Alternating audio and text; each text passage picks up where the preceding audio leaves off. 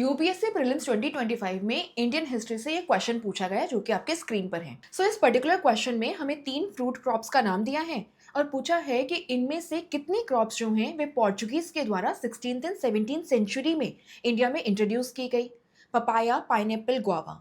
And the options are only one, only two, all of the three और none of the above. आप अपना answer comment section में लिख सकते हैं। नाउ देखने में ये क्वेश्चन बहुत ज़्यादा फैक्चुअल है और आपको लगेगा कि ये कितना अजीबोगरीब सा क्वेश्चन पूछा है।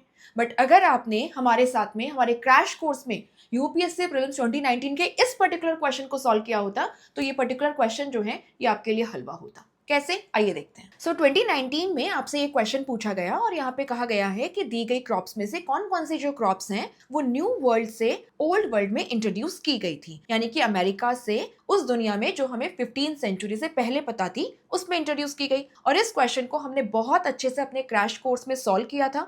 आप देख सकते हैं इसके वैल्यू एडिशन में हमने पपायास एंड पाइनएप्पल को मेंशन किया है जो कि बेसिकली 2021 के क्वेश्चन में आपके ऑप्शंस हैं।